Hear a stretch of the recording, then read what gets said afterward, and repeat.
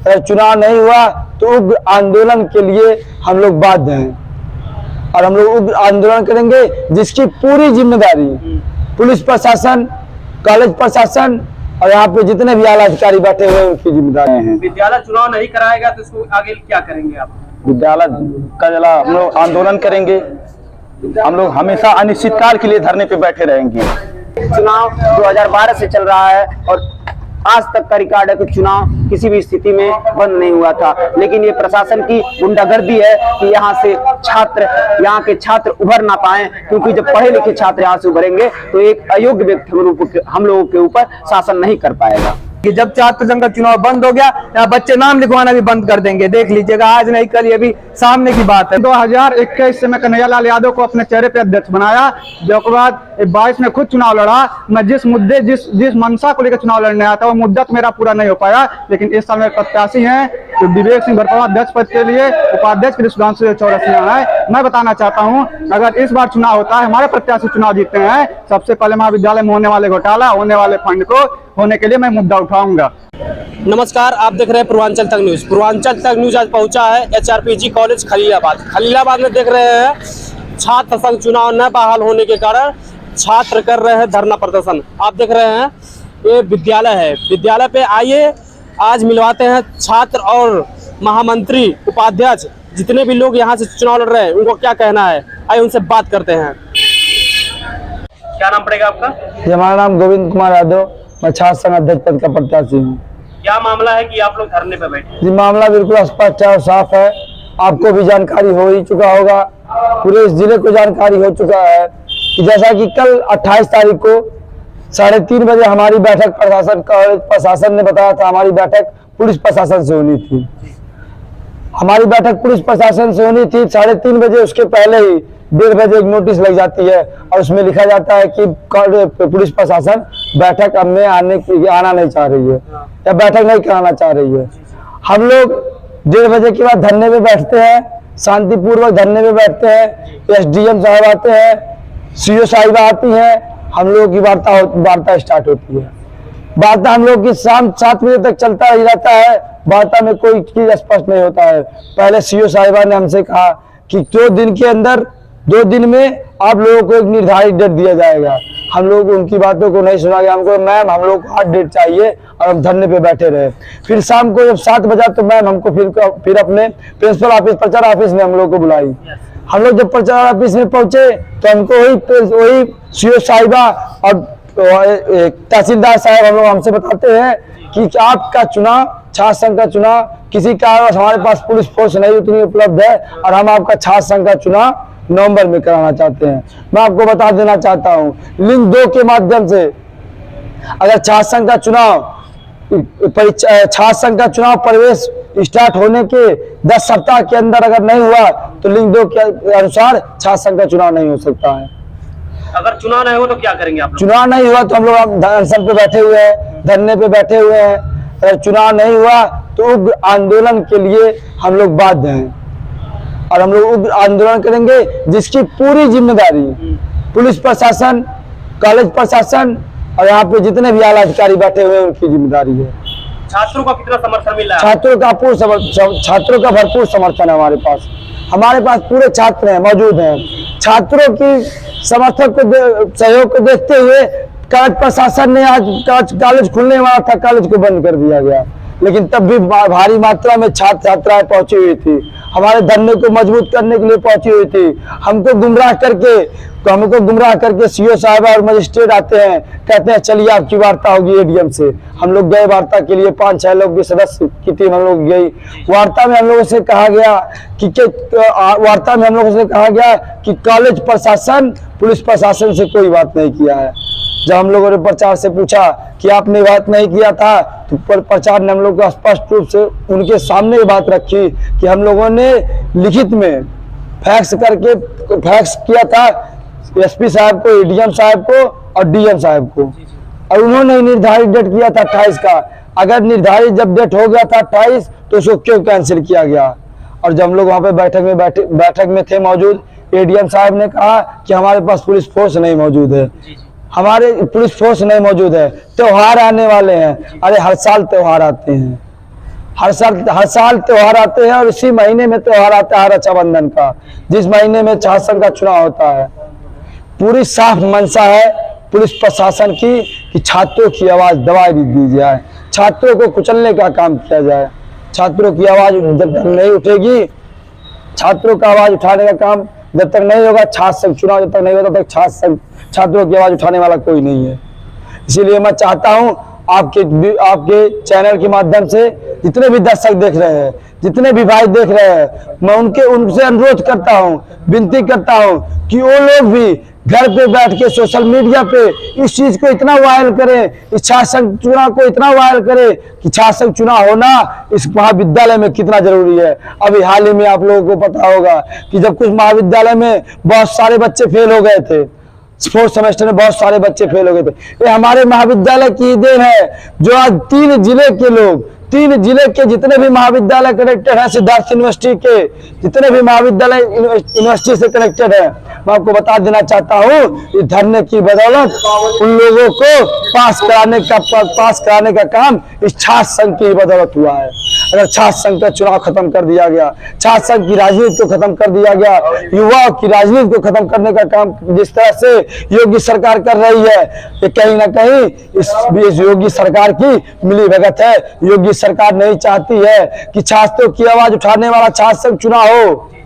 बस मैं यही चाहता हूं कि जितने भी दर्शक देख रहे हैं वो इस चीज को इतना वायरल करे, छात्र संघ चुनाव कराने के लिए इतना अपने सोशल मीडिया पे इस चीज को ज्यादा से ज्यादा शेयर करें। क्या नाम पड़ेगा आपका? मनीष यादव, महामंत्री पद का प्रत्याशी हूँ। क्या मामला है कि आप लोग धरने पे कल से ही बैठे हैं? मामला आप तो जान ही रहे हैं।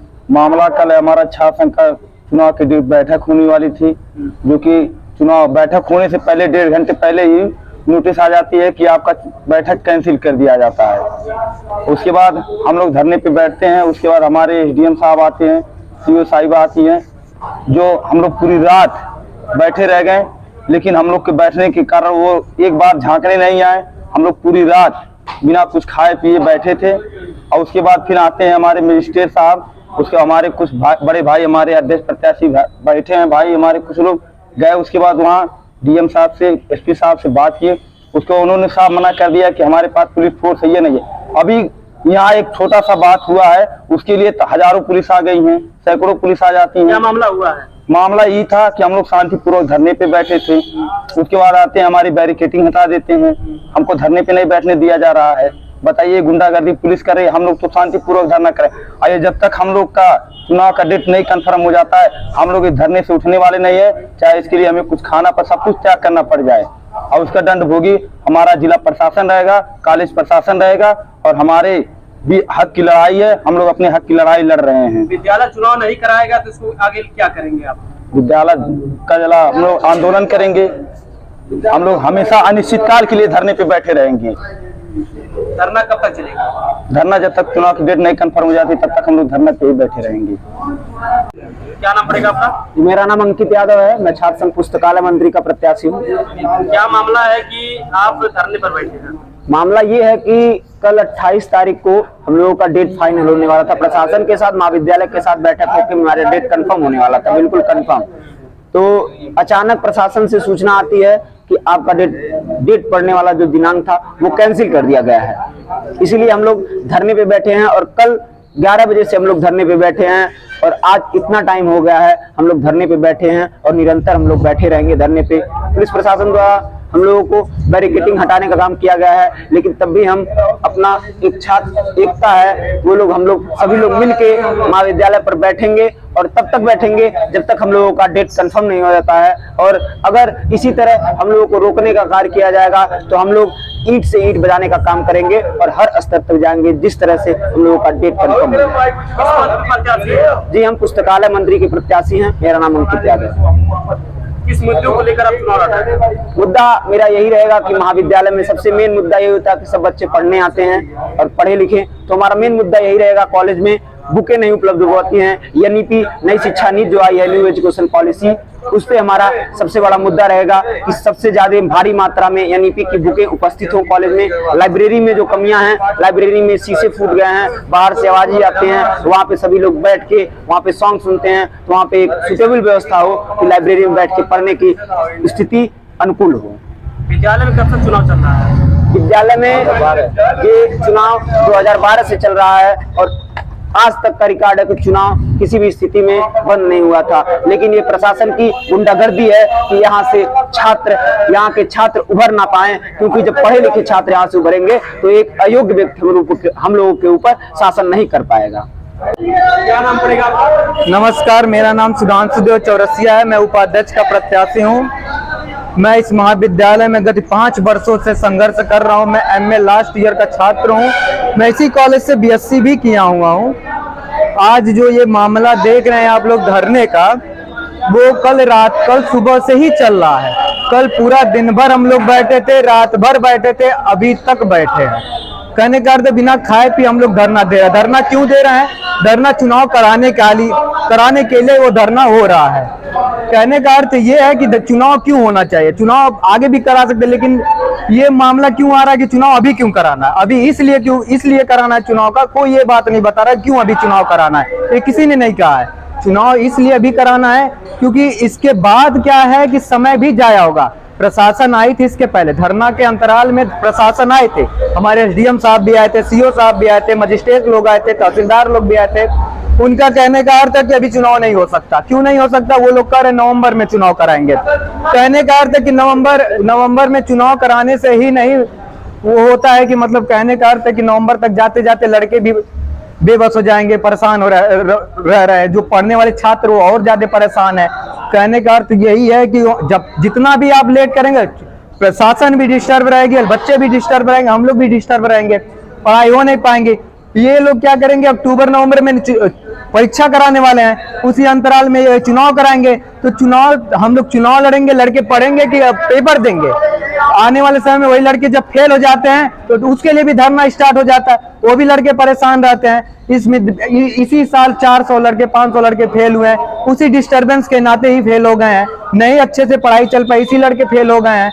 इसके पहले भी वही हाल हुआ था। हमारे बड़े भाई वेद व्यास पांडे जी जब चुनाव लड़े थे, ये भी धरना की वैसे ही नहीं हो पाया था चुनाव अच्छे था ढंग से।